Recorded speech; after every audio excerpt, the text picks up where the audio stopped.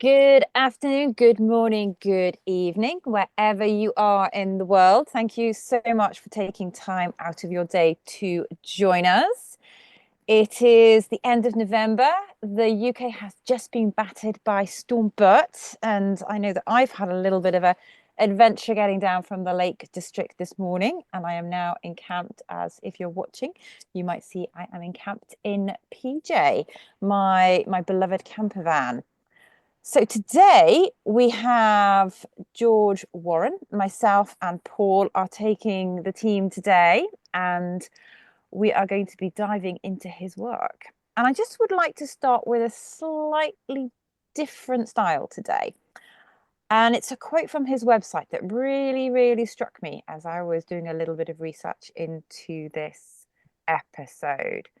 So just take a moment, just savor these words, the words of George, to set the scene for today. The world is burning. Everything you and I hold dear is at risk. The climate crisis we face isn't only a scientific issue, it's a human, emotional, and systemic issue, intertwined with conversations around economic systems, social inequality, race, consumerism, and more. Coaching can help, and I believe it must. George, welcome.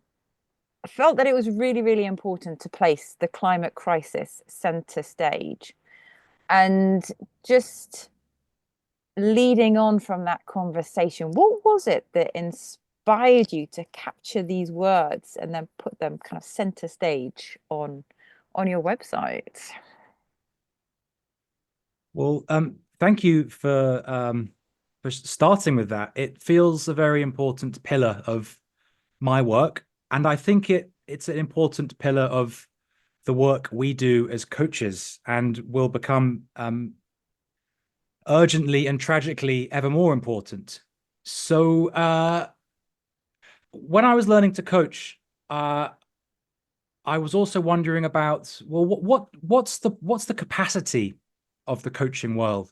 It felt so magical, and it's so joyous to be really helping that person opposite us, and the wider team, the organization. And so my thinking has been evolved by the many other thinkers, some of my coaching heroes, or some really valuable supervisors and thought leaders and mentor coaches along the way. All who have been challenging and provoking and inviting more of the coaching profession. And something I talk about a lot is that I think coaches are uniquely placed, a bit like a superhero, with a set of skills. We have the skills of self-management. We can look after our own stuff whilst dealing with some strong emotions, or some complicated emotive subjects from our clients. We are also in the trade of behavior change, and we can help people think differently, act differently, feel differently, and become more of who they want to or they need to become. And indeed, we have the access. We have the access to leaders all around the world, decision makers all around the world in every industry. And those three things strike me as an amazing opportunity for coaches and for coaching. And a bit like a superhero story, with that power, those skills may become a responsibility. So one of my passions, one of my interests, one of my provocations to the world of coaching is, what if coaches used more of our capacity and more of our skills, more of our excess, for a greater slice of good, in a longer term than we traditionally think or act.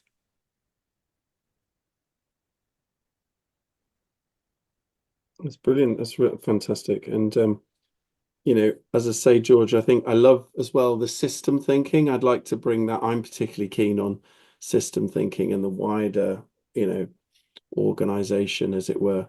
And I really like the fact that you're bringing that in as well with leaders and thought people, etc. as well. And how, just to sort of take that back to sort of describe yourself to a stranger that you met outdoors, so how would you do that initially, taking on some of that wider stuff that you've just been discussing? Well, there's a funny story here around my own coaching journey, Paul, and my own, I think, identity. I think when I was training, I wanted to become an executive coach, and I was quite keen to mold myself into what I imagined was the avatar of an executive coach, dressing quite smart, going down into London in some nice, shiny, and often glass buildings. And I think part of my journey is becoming a lot more comfortable calling myself a coach as opposed to niching down. If you've heard me on other podcasts, I tend to get quite challenging about the notion that you should find your niche. I think that can be very harmful to a lot of coaches in their formative years. It's a bit like saying, maybe choose a cuisine that you want to eat for the rest of your life and only eat that. And I think the world is a lot more beautiful and diverse. And I've never had a niche, and I've done just fine in my journey so far. And I think coaching outdoors, coaching with nature, coaching in that space of sustainability and climate change is one of the flavors in my dish or my cuisine. So I would say to someone, I'm a coach, and if we're meeting outdoors, I'd probably have my trail running shoes on. They'd be a bit muddy. I'd have my jeans on. They'd have a bit of mud scuffed, and I'd probably be wearing my waterproof jacket. And that would probably be a way in to say I'm comfortable coaching over Zoom, in person, wherever they are, often in London or near to North Wales, or indeed walking with headphones. I do a lot of walking, outdoor coaching while both me and my clients are walking and talking. But also, I'm someone that loves to walk and be outside. And so whether it's up in Wales and some of the parks and trails there, the forests, or indeed in the parks of London, Richmond Park, Wimbledon Common, some of my first ever coaching sessions were there. And they still are. Hyde Park, somewhere where I'll go out and meet some clients. And so given that we're meeting outside, I'd probably say that I'm someone that likes to work outdoors, because I think it's conducive to more effective work, and it's healthier for me and healthier for my client as well. And just hearing you talk about this piece around niching and identity, it really takes me on a time travel trip back into my evolution as a coach. And I remember a blog post that I wrote, I don't know, maybe 2017. I did a series of blogs around questions that I was being repeatedly asked on LinkedIn by new coaches wanting to come in. And one of them is very much this whole niche piece. And I likened them to ice cream. It's like, well, what flavor do you want to be? Are you strawberry? Are you chocolate? And actually, what's at the essence of it all? And how to hold this piece around a label. And even within the outdoor coaching world, is it outdoor coaching? Is it nature connected? Do you gear more towards, blue health? Is it climate? Like, what is it? And I get there's an element of the language to communicate what you do with your clients. And then actually at the heart of it, how you show up as a human being and hold space and connect with someone else and be in service for them and the bigger system. Though taking it back, and just because we started the podcast in a slightly different way does not mean that we will be foregoing our classic standard question. So, George, what is your earliest memory of being outdoors? And it is a two-parter. And why do you love the outdoors so much? Well, I'm glad, Anna Marie, because I was really looking forward to answering this question. And yeah, my earliest memory was being in our garden, and just toddling around what was probably a small garden in reality, but it felt vast when you're, I don't know, 55 centimeters high. And there was a small pond, and I just remember walking up to it and seeing frogs and frog spawn and just thinking, what the heck is this? And learning about frogs and frog spawn that way by sticking my hand in, and the viscerality of playing with water. And then to answer that question, I think the sort of headline, which is I know maybe a bit of a motif through all your guests, is that I feel at my most alive. I feel at my most myself when I'm outdoors walking in green spaces, and um, it's where I'm at, probably my essence as a human being. I feel fresh. I feel alive, and I feel, again, spirituality is a word that has a few different meanings and a few different associations, but I feel connected to something greater than myself. And I feel more attuned to the earth and the planet and nature when I am outside. And I think that's one of the great joys of being alive for me, is the opportunity to walk and be and breathe and immerse yourself in nature. That's just great, George. And I think with many of our guests, really connect to this, kind of this theme, as you say, running through from childhood, of those early experiences in the garden and nature. But I really like the word visceral. I think that might be the first time we've heard that sort of really physical side of touching and feeling and so on. I loved your curiosity around the pond.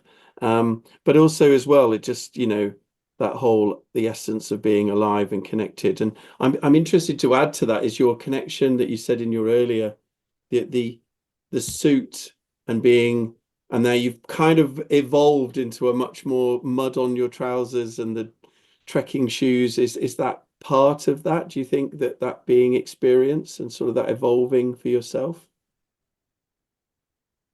Yeah, I mean, for sure. I mean, I haven't heard him referenced on the podcast episodes I listened to, but one of my coaching influences is not even a coach. He's an adventurer called Alistair Humphreys, who writes about micro adventures and has written so many books about cycling around the world. And some of his videos and his articles and books have came to me at a really important formative time for me, where it doesn't need to be me commuting on a train, miserable, looking at my phone and going to an office with dodgy lighting and walking around on the same bit of carpet for 8 hours a day. I did that for a good few years, and it served me and I enjoyed it. But I just don't want to be one of those people, Paul, that spends my whole life sitting on my bum in front of a screen. And what I love about coaching outdoors and walking coaching and running and swimming and seeing my friends and cycling and playing with my children outdoors is that for me is the gateway to a richer and healthier life. Mm. And so I sort of challenged the myth that I swallowed, or the notion that in order to have a successful career, you need to be inside an office. You need to be sitting down in meetings in front of other people or Zoom. So in a way, there's a sort of deeper um, force of energy within me that has encouraged me to synthesize the things I love about work and the things I don't, and things I love about being alive and the things that I don't. And my career as a coach and within the world of coaching, and my desire to take it outside I guess all stems from that. Mm. And hearing you talk, and Alistair Humphreys, I think Nikki Bass, she's been a previous guest, and she talks a lot about adventure and everyday adventures. She has her own podcast, Everyday Adventure. So Nikki Bass, so if this is an area that you are kind of curious on and you're listening in, like, go and check her episode out. And definitely, Alistair Humphrey's work. What I love about his is the 5 to 9 approach instead of the 9 to 5, and actually what can you fit into your life in that way. And it just gives a different lens through which we spend our days, weeks, months and years, and ultimately opens up what is on our doorstep, and that whole kind of curiosity piece around it. So taking a step and thinking about your coaching career, we've talked a little bit about how your identity has evolved as a coach.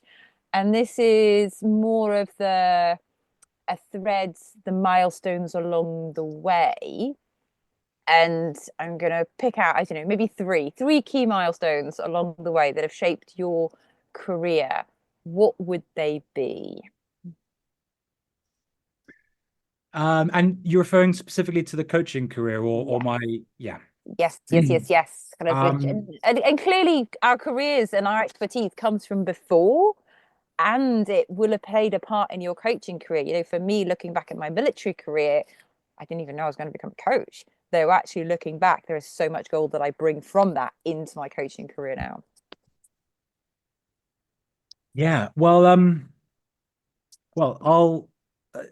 I'll share a couple of really formative moments in my whole journey that still um, resonate in my coaching. How old? So I was about 22 when a good friend and I decided to walk Wainwright's Coast to Coast, which, for those that don't know, is um, a long distance path in the UK from one side of the country, the Irish Sea, to the other side, across three national parks, the Lake District, North Yorkshire Moors, and the Yorkshire Dales. And that was 2 weeks carrying our own gear. And it was just one of my happiest experiences of feeling so enlivened and really feeling that I was living my life in Technicolor and enjoying the challenge of camping and hiking and all of the things that go wrong when you camp and you hike, especially in the north of this country. So that helped validate this feeling within me that life on 2 feet and more time spent adventuring is a good way marker. And not long after, I moved to Argentina, of all places, and decided to learn Spanish and teach English. And I was doing some travel writing as well. And that took me down to Patagonia, which was sort of all the national parks that I loved in the UK, but to the nth degree, because the mountains were sort of bigger, and the Andes is just one of the most awe-inspiring. And I really choose those words carefully, awe-inspiring places of wonder. And so I hiked a lot of Patagonia and yeah, decided that I wanted to come back and immerse myself more in it and help more people explore it. So from there, I found a job in the travel industry as a South America expert, helping design tailored and quite high-end trips all around the world. And South America was my area, and then Iceland and Antarctica and the Nordic areas also became areas I was interested in. And then I grew with the team as it expanded a lot. And then I headed up the sales team and headed up different departments and became a director and a board member. And it was at that point when I thought, okay, travel isn't doing it for me anymore. Sales isn't doing it for me anymore. I want to move into a different career stage. And someone recommended coaching, and I thought, not really. It sounds a bit wishy-washy, I think was my phrase. And then I worked with a coach, and I felt like Superman after every session, and my shoes felt lighter, and I felt more confident. And I thought, that's interesting. What's going on there? And so I studied with the Academy of Executive Coaching, the AOEC, and that was to answer your question more directly, that there were more than three key moments there, Anna Marie. There was epiphany after epiphany after epiphany, and I just quit my job halfway through the course, and I decided to set myself up as a coach there and then, and I knew that if I didn't, I'd regret it for the rest of my life. And so it was quite scary starting from nothing. I literally couldn't give my coaching away at that point. And yeah, um, the journey was there. And one of my first sessions, I think the first ever paid client, a friend introduced me, and we met up and literally got lost on Wimbledon Common in the woods. And that was both cool and quite scary for my first ever paying client. But I knew that this was a key part of my work, was taking people away from screens, taking people away from regular patterns of thinking, and that sort of sometimes quite clinical and maybe sterile office environment, which isn't always conducive to deeper thinking and deeper feeling. And yeah, it's been an absolutely beautiful and remarkable in many ways journey since then. And the key moments and the key light bulb moments and moments of celebration have kept on coming. But I think that's at least three. That's amazing. That's great. And what comes to mind, George, is I just want to encourage our listeners and our watchers to. It's such a journey that you choose in words. I'm loving some of your choice. We've gone from, there was a word spiritual almost when you were younger, this connection, this experience. I think, by the way, I identify with wishy-washy. I just want to call that. That's such an interesting word you've used. And again, when I made those transitions, and then we've almost seen the awe, that word of awe. And it's almost, if I link some of those words, that journey you've been on in just 3 words, and I think there's many of our listeners and readers will be really identifying with your choices of how we go through this transition ourselves on this journey into coaching. And I just really like the way that you've done that. And I've got this analogy almost in my head, this you got lost on Wimbledon Common, but you've been to Patagonia. It's like, wow, it's like it's amazing. And I think you've got to go and see those places. You have, and that's just given you this immense amount of experience within your career. So that just brings me on to who would you call out? And it's always difficult, George, to would be a big influence in your coaching career, specifically in relation to climate element, which, we know you're very passionate and very involved in, but is there somebody you would call out to our listeners that maybe they could look up and? Well, I can do better than that, Paul. I can list a whole bunch and I can signpost to a resource. So part of my journey was always just wondering, so why aren't more coaches talking about sustainability and climate change? And what's this myth of non-directiveness that sort of keeps us stuck and frozen? And I believe it is a myth, and many other coaches from all around the world would agree. And I think the more that you unpack notions like that, I think the more these things present themselves as fallacious. So what I did, I took a whole bunch of courses and I sought supervisors and mentor coaches who were working in this field. So I studied with Charlie Cox and the climate change coaches, and I studied with Lizzie, who's I know's a friend of the show, Yep. and just basically kept on studying, and then I joined the UK leadership team of the Association for Coaching, and one of the things I did was to help further and deepen and expand this conversation around coaching and climate change. And I offered to host a podcast for them, and they said, "Great." So who do you want to speak to? And so there is still, and it's been really well received. If you dig in the back catalogue of the Association for Coaching podcast, you'll see Coaching in the Climate Crisis, and yeah, you've got Zoe Cohen there, Charlie Cox, Linda Aspey, Peter Hawkins, Chris Johnson, Tabitha Jane as well, joined another episode. These are all amazing thinkers, and of course the founders of the Climate Coaching Alliance, Alison, Eve, and Josie, and many others. So that was me wondering these things that so many coaches wonder, but hitting record and broadcasting it to the world. And so I would say those most ostensibly, but also I need to disclose my debt of gratitude to the other coach trainers and the other supervisors who helped me on my journey, especially at the AOEC. I wouldn't be in this place without so many more very kind and generous and brave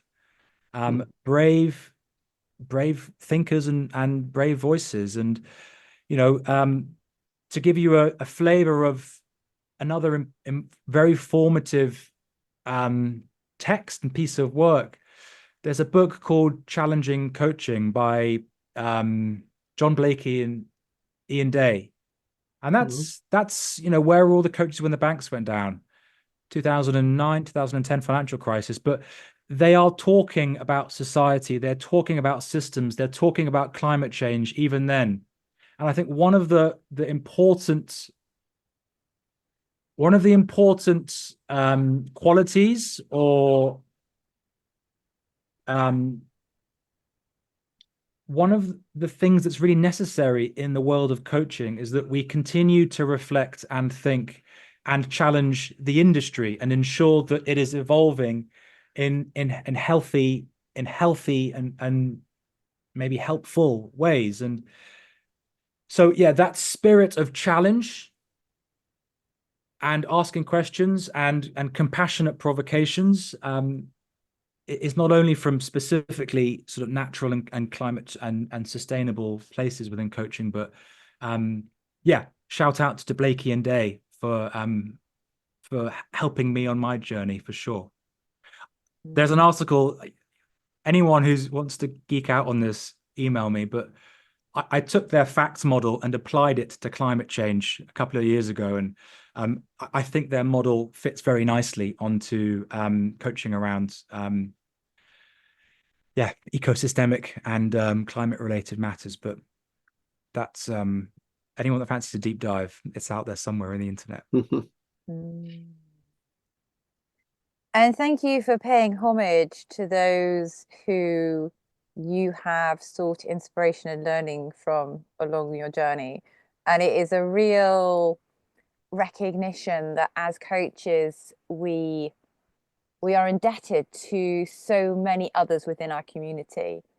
And it's that old kind of slightly cliche saying, we stand on the shoulders of those who came before us. And it is so true.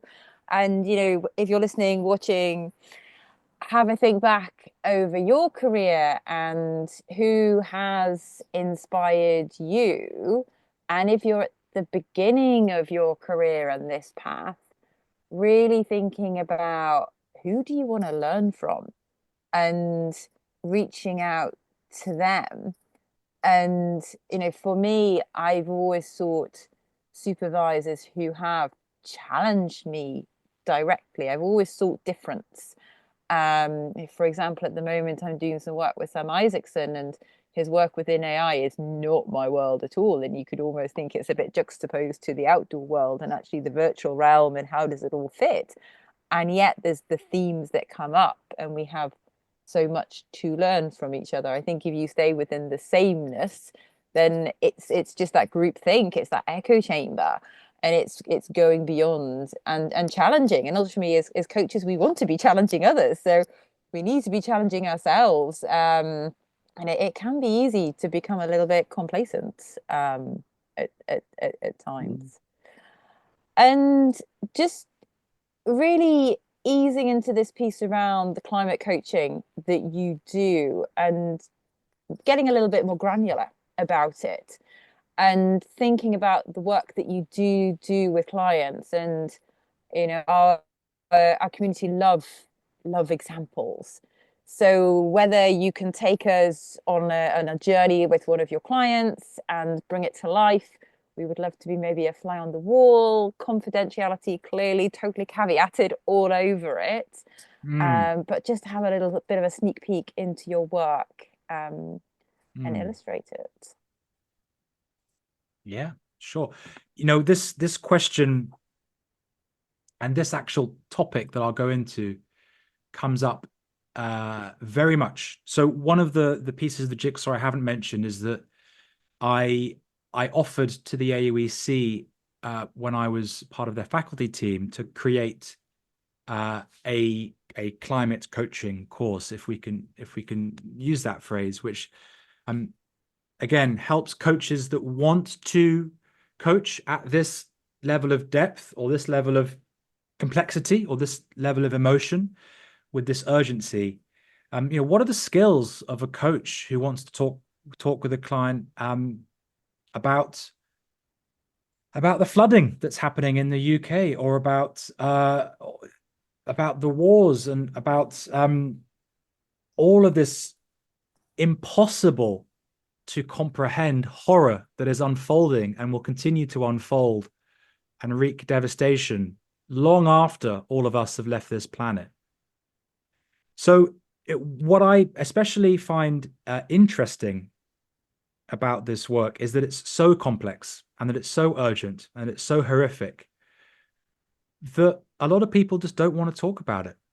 And that's people reading the news, that's people in their careers. And I really respect the fact that one defense mechanism of facing the reality that is happening is to not face it, is to distract ourselves. And, Anna Freud has done some amazing work around defense mechanisms. And we see these play out both day to day within ourselves, within our loved ones, but also we see it played out in fake news and climate change denial. And with recent elections and the drift to the far right, there is a doubling down on some of the harmful practices. So, and this is what I think coaches and coaching as an industry ought to be better equipped at handling, is this big sort of meta societal urgency and this horror. And yeah, out of this inquiry came the course that I co-created with a couple of and still run with a couple of the faculty. And it's super interesting because all of the models that we present on that are non-linear. So there's no start with here, then go to this, then go to this, like clear or grow. These are all circular or spiral. And these are all not only systemic, but in a way ecosystemic. So bringing in not just the individual, the team, or the organization, but society and nature and the spiritual. If yeah, again, whatever that means. So, Anna Marie, to your question, and again, linking to my previous point, I don't refer to myself as a climate change coach. What I will offer in my literature is that if you want to go there, if you want to think big about the future, if you want to think about your place, your stake within the climate crisis, I'm one of the coaches who can go there and support you. And more pragmatically, I work a lot in the charity and NGO space, and a good slice of my work is leaders at environmental charities and indeed some climate scientists as well. And as opposed to this probably belies my sort of deeper coaching philosophy, but I'm much more interested in exploring at depth, exploring emotions, and even working with the unconscious, or working at a feeling of at a way of being with feelings, emotions, potentially the shadow as well, than I am about hurrying along actions. And that's what I believe to be really important in coaching work. So yes, a big part of the work in that space might be just articulating, how I feel.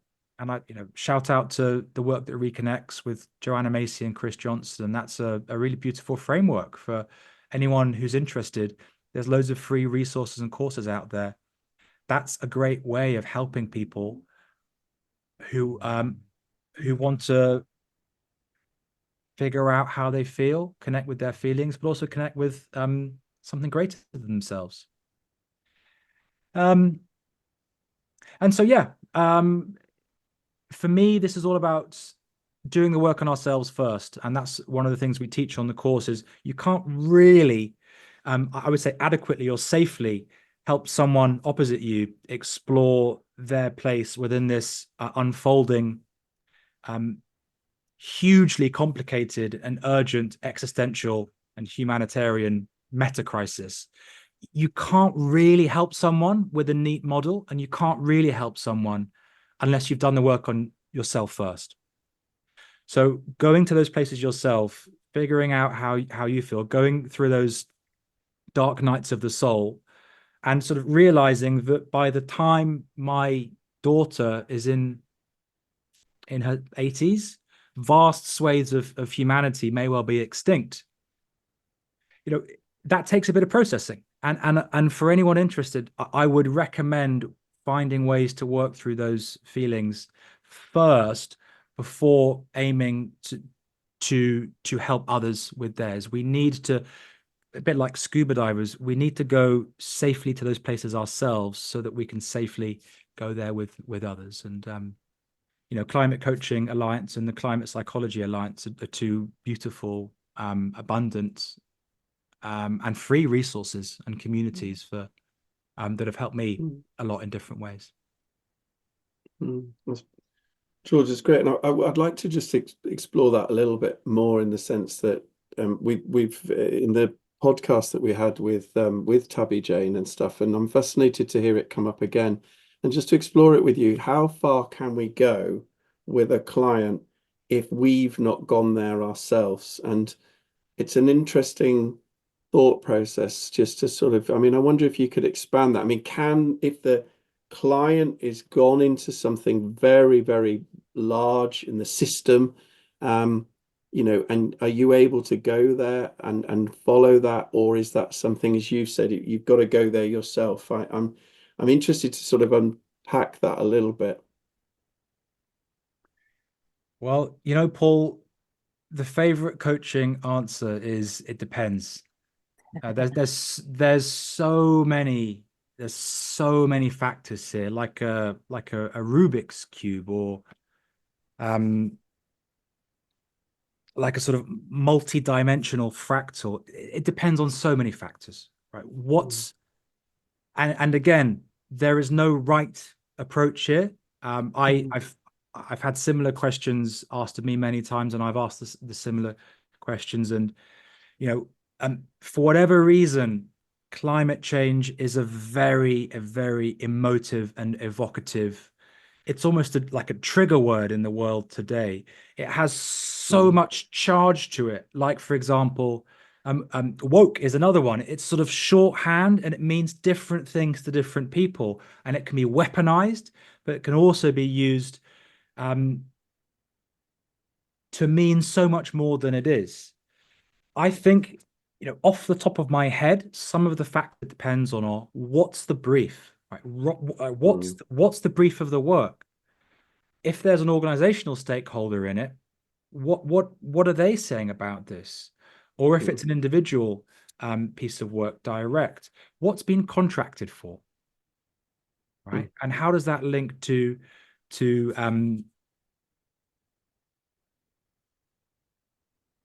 yeah, how does that link to climate change or whatever the client wants to bring? And I think to follow the metaphor of scuba diving, I think it's really important that the work is primarily safe, and the coach is not looking for things or keen to diagnose or keen to join dots or keen to steer or lead the client in different ways. My preferred approach of working most of the time is to make it invitational. If you want to, you know, if you want to go big, to these bigger questions in life, we can. And that's where I think something like existential coaching and you know, the work of people like Spinelli and you know, Yannick Jacob and Emmy van Derzen all have such fascinating things to say, because climate change isn't this sort of Wild West thing on the edge of coaching in the far, like sort of Pluto. I believe that you know, it's a sort of mercurial thing at the heart, like the sun and our system. It affects everything. It's existential, it's systemic, it's emotional, it's nature coaching, it's outdoor coaching, it's kind of everything. It's our very future as a humanity. And I don't think it's for me as a coach to decide how far or deep we go, but what I believe is in that classic phrase, partnering with the client to explore safely within a contained space whatever is there for them on the day. And that might be thinking big. And there are some folks that will say, well, I only work in the sustainability space, or I only work with clients who are working for a swifter transition away from fossil fuel to cleaner energy. And for those practitioners, those coaches might have a different view. But I think this work is incredibly delicate. It's incredibly emotive, and it engages all sorts of stuff above the field of consciousness and below the field of consciousness in the unconscious. So I think lots of practice, lots of supervision, lots of reflection, and working safely and with a lot of recontracting with your clients is massively important in whatever stage you are at this work.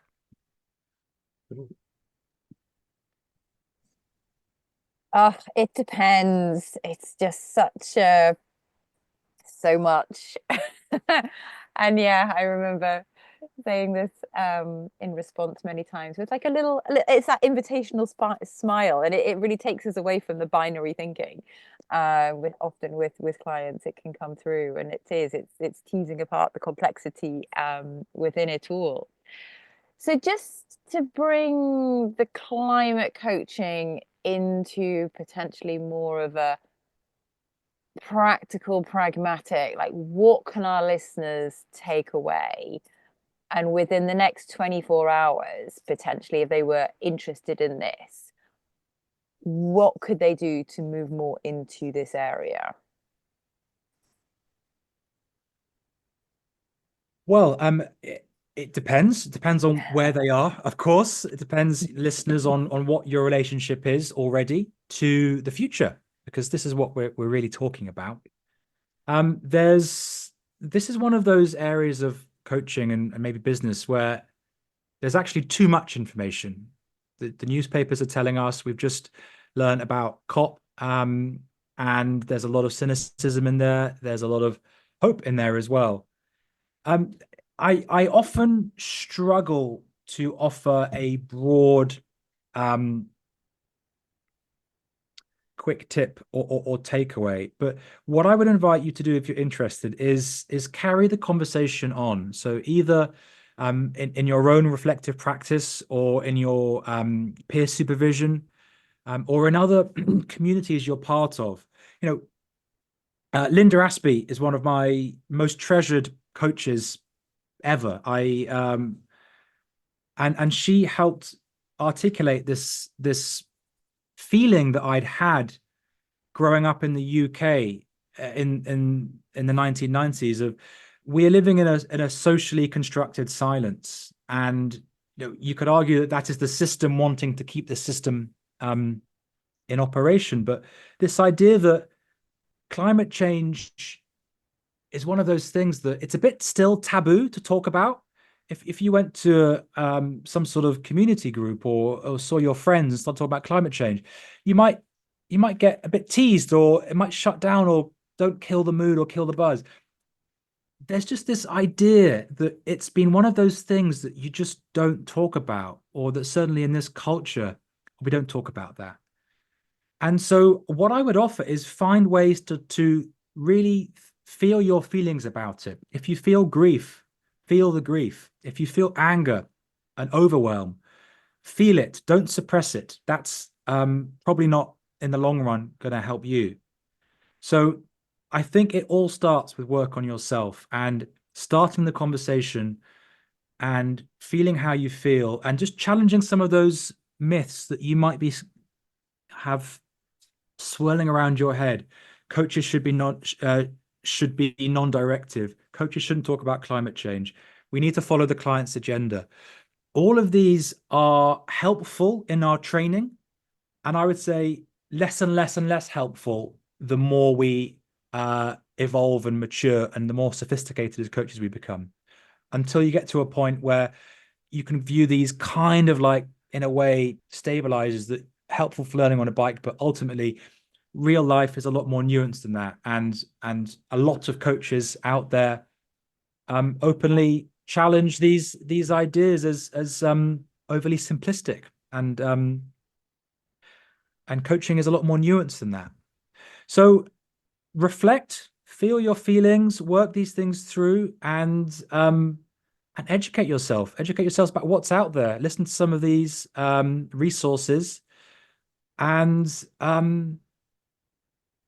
yeah, challenge some of those whisperings that your inner critic might be voicing to you about you and your capacity to profoundly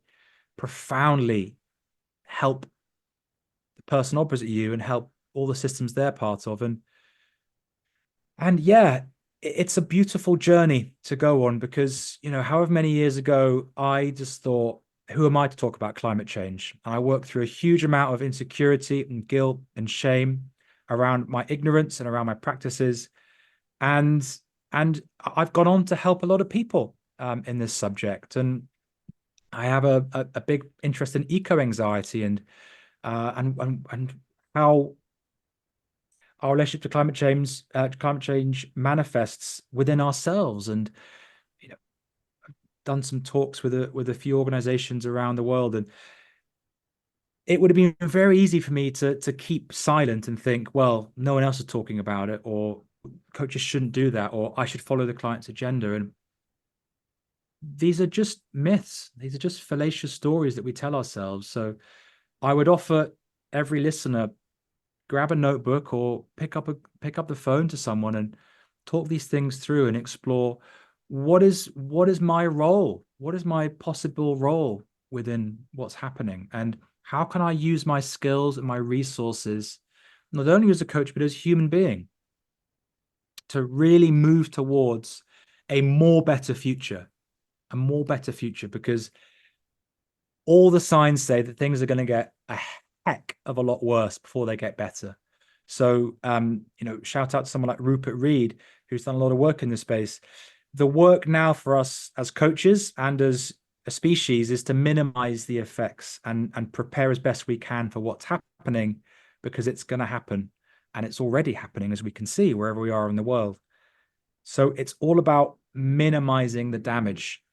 And I think this is one of these really interesting edges for the coaching community. That's great, George. Thank you. And I think it's for our listeners as well, George. I mean, maybe many people who are listening to this both work outdoors, or they walk outdoors, or they've made some conscious step already. And lots of our listeners don't necessarily do that. They might be considering it. But I really love this thought of, you know, explore your feelings. You know, you may have made a conscious effort to step outdoors and work outdoors and be more connected, as we said, and more in tune and experiencing the system, nature. But that doesn't mean to say we're going to get feelings of emotion. We're going to get feelings of grief, anger, and really reflect. And that deep stuff, that reflection is so important in what we do, and it helps us to learn where we are and who we are within that. And it brings me really nicely to our sort of, as we're coming towards the end, is George, you've done the Edge of Coaching as a podcast, and you've mentioned it earlier in our conversation today. But what particularly from all of those different guests, and you listed off so many great names, but what particularly sits in your mind as you learned along the way, something that inspired you out of that series of podcasts?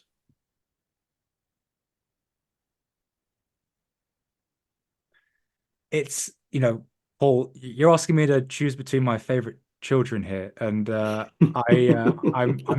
not uh I'm not they're all of them, all of the episodes so far have sort of pushed or challenged or evolved some of the different edges. And I like the name edge of Sure. coaching because coaching can and must expand and evolve. And there are fluid boundaries between coaching and psychology, coaching and philosophy, coaching and spirituality, coaching and politics, coaching and psychotherapy. So for me, the edge of coaching is a sort of fluid, permeable boundary. Yeah. And let me give a special mention to Tabitha Jane. I know she's a friend of the show, and she's the only person I've interviewed 3 times on different podcasts. So the AOEC podcast, the AC, and the Edge of Coaching, and her and I, have a lot of shared energy for these subjects. But the point that I would say sums up a lot of my work and my interests is that climate change, it sort of fits quite nicely with what you said at the start, Anna Marie. Climate change is an internal issue or problem. It's not about only external doing and actions, and often that way you'll get burnout and depletion or rust out, overwhelm or flop or freeze. Something I learned from some training I'm doing at the minute is this lovely idea that the only way out is in, that the answers, the resources, the know-how that we're looking for, we won't find them externally. We'll find them through good introspection, from exploring our consciousness, our identity, the different parts, our shadow, whatever modality or lens we want to use. My belief is that we will find that in our physical body or in our soul or in our memory or in our conscious. So I espouse an approach to coaching that honors the emotional, the feelings, and the psychological. And I think if you want me to be a bit provocative, you get me talking about a belief that coaching is a bit too coaching by numbers, that it's a bit too process led. I think that's helpful in some situations, but nature is not a simple process of GROW or CLEAR. It's a lot more nuanced and messy and interconnected and magical and spiritual and mystical. And I think that's one of the edges of coaching, and it's probably a theme that runs through. And a lot of the people I get on the show are not coaches; they're psychotherapists, they're existential philosophers, and yeah, that's the spirit that I'm putting out to the world of coaching, is that it's kind of not just about coaching. It's about exploring the inner landscape, and it's about coaching not being this sort of island profession, but being the sort of younger brother and sister of psychology and therapy and counseling, and to honor that and to come back home to that, as opposed to push more towards that sort of 1990s performance focus, which I think is valuable, but is just one part of the ecosystem of coaching. Thank you for that, George. The only way out is in. And this really, I was having a client conversation earlier today, and they love models and theories, and they're just like scooping them up, and it's this very external focus, and it's that invitation to pause, to go inwards, and to be still, and to pause, and to notice. And for me, this then links back to this state of distraction that, as a society which is then endemic within the individual, layers upon layers upon layers, we are in this state of permanent doing and distraction and avoidance. And it is that stillness, and within coach training, how you learn to become a coach, and what competencies and skills and knowledge do you need, and then it's that process of almost unlearning, so that as opposed to doing coaching, you are a coach, and how you settle into that. So where are you going? What is is your future as you move forwards on that trajectory? Well, the first thing I want to say is that I also love models. I love theories. I'm also a massive coaching geek as well, and I am very grateful for all of those different ideas. And yeah, as you say, Anna Marie, there is this sometimes called the magpie effect of getting distracted by the next shiny thing and thinking, oh, I'll just have that model and that model. And what I love about my journey and the ways I've been challenged and supported is that that's helpful, that's important, but that's not the thing. That's one tool, but it's not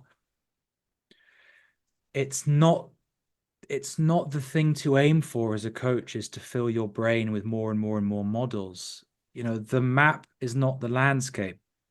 And I think in this era of instant gratification and social media and LinkedIn notifications and email overwhelm, that we can sometimes mistake the the models and the competencies and the accreditation and the badges as the thing, when in fact it all boils down to our relationship with ourselves, our inner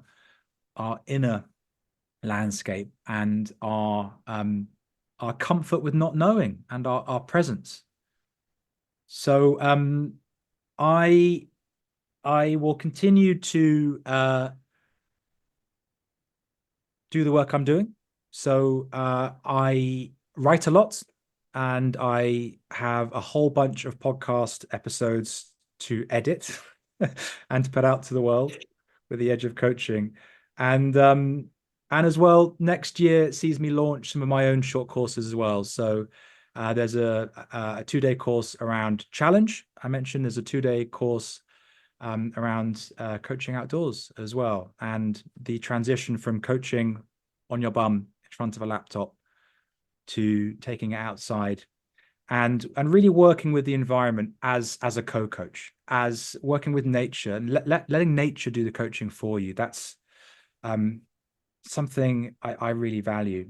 And most of my work at the moment, Anna Marie, is supervision. So I'm doing a lot of that at the minute, and some of that is outdoors, some of that is online, some of that's over the phone, and so yes, the writing will hopefully evolve into some book, which I'll hopefully put out in the next year. And I'm collaborating on a couple of new courses with some organizations for the coaching world. So a lot of the spirit of what I have encapsulated today, I hope to put out in other ways as well, be that formal training and support. And I'll be running a lot and swimming a lot and playing with my 2 young daughters, and spending time with them, because that side of me is equally actually much more important to me at this time of my life than work as well. So I'm finding a nice balance between my roles as a husband and as a father to 2 very young daughters, and I'll be spending a lot of time getting muddy and getting soggy, and chasing frogs and frog spawn in ponds, or and Absolutely. facilitating the same memories and the same feelings and textures and learnings with them that I had. Because probably the singular point for me today is that we cannot rely on just scientists. We cannot rely on politicians to help with this climate crisis. The most valuable thing is spending time in nature, and finding that connection to nature, to Mother Nature, to the natural world, to the ecological, to the spiritual. And the more time I think we spend outdoors, conscious and present to that, the much more resilient and the much more we have a capacity to work in this field. Absolutely. That's brilliant, George. And the word that comes to my mind, and you're already handing the baton over to your daughters and giving them life experiences that will nurture them later and memories. And the other word is just, perhaps all our listeners, is legacy, around what legacy will we leave? What legacy will we purposefully act upon whilst we're here on the planet? And how do we leave a footprint and a legacy? And the work, the training, the book, we'd love to see a copy, and when you get that, and so on. And through the supervision of others as well. It's so rich, George, the work you're doing, and much of the thought-provoking discussion we've had has been fantastic. And I mean, it just leaves us with the last question as we come towards the end of our conversation, is just to leave you to say, where can our listeners discover more about you and connect with you? If you could share, that would be great. Thank you, Paul. The thing about LinkedIn is that I think it's a very transactional place right now, and some of the conversations I have are always quite fleeting and quite superficial. So the best thing to do is probably, if you want to resources or links or further, best thing to do is drop me an email, george@edgeofcoaching.com. And like 99% of coaches, I think my website is a couple of years out of date. And the Edge of Coaching is a podcast, and it's also a Substack. So I send a monthly article out themed around these sorts of topics, around the future of coaching, around working at depth, around coaching outdoors. So Edge of Coaching Substack, you can sign up there and receive an article from me every month. And yeah, I mean, if LinkedIn's your thing, say hello, but I can't promise we'll have much of a conversation, because I try not to engage with it. It seems to be at the other end of what you and the team and me are talking about, around deeper conversations, around more expansive thinking. It feels a weird place to hang out. Social media. Oh, and it is that space, place in the virtual realm of, I know for me, I see myself as, extending the invitation. It's a bridge. How can I share this message with Alex and Paul and plant seeds, nuggets of ideas? So it has its space and its place, and it's a platform, and it's a starting point for connections. And then where can you go from there?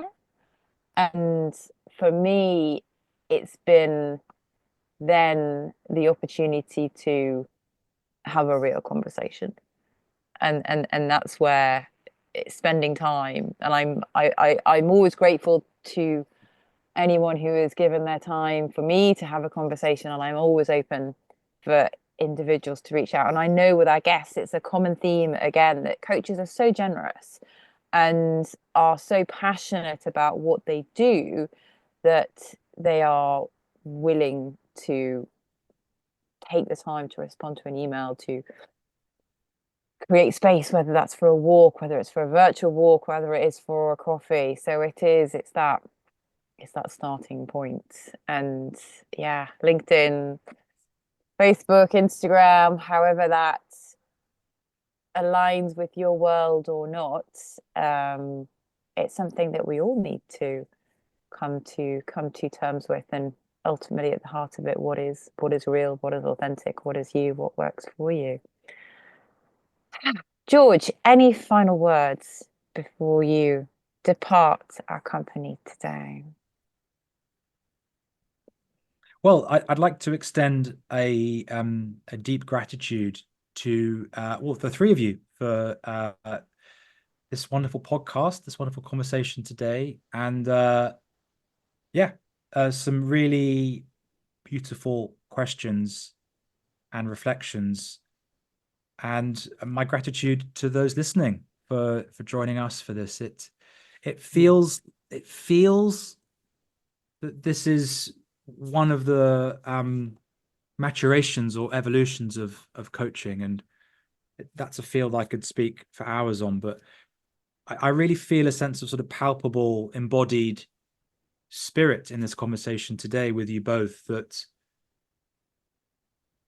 this is a sort of podcast conversation, and more broadly what you're talking about with this show is, in 10 years' time, I think coaches will have been really grateful that they listened to these sorts of conversations, because we as a species, our relationship to the natural world is kind of the thing. It's the sort of number one on the list. And as I said, I think to you in an email, I've listened to this show, I think number 2 with Jonathan Passmore was first episode. And so, as a fan of coaching, it's great to be here. I'm really grateful for the invitation and for the engagement.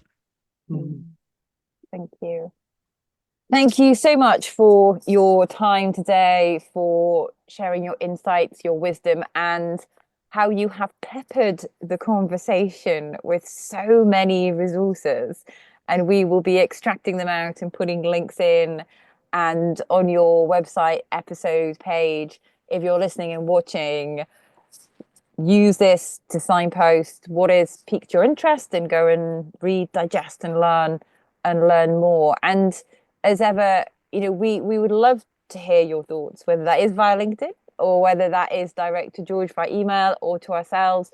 We are always keen to kind of continue the conversation, and indeed take this conversation away with you and carry it. Hold it lightly, see what comes through your conscious, your unconscious, reflect on it, and postulate with others over the next few days and see what comes through. This is an ongoing conversation. There are no answers per se. It is evolving, it is changing, and you can be a part of it if you choose. So thank you, dear listeners and watchers, for your time, for your interest, for your engagement. If you know someone who may resonate with the show, please do point them in our direction. We are always keen to help spread the word across the world. If you are a first-time listener, welcome. And please do take the time to check out our back catalogue of episodes. We're now in series 8, so there is a whole host to go and dive into. And I cannot have an episode without mentioning the Coaching Outdoors live at Henley Business School. So we're now in November. Apologies, you have missed the early bird tickets. Those tickets are very much still on sale, and we would love to see you there. It is in June on the 19th and 20th to correspond really beautifully with solstice. And it is a 2-day event, very much based on the feedback from our event earlier in the year. So it is going to be the same, but more workshops, more speakers, more time, more tasty food, and an evening to spend together, relaxing and having conversations like this in person. So please do come along. Check your diary out, and we would love to see you there. So other than that, it is a wrap for today. Thank you for your time. Enjoy the rest of your day, whatever that may entail. Take care and catch you on another episode. So if you enjoyed what you've heard, like it, share across your network, and subscribe to our YouTube channel and LinkedIn community page, the Coaching Outdoor Podcast. Thanks so much in advance for your support.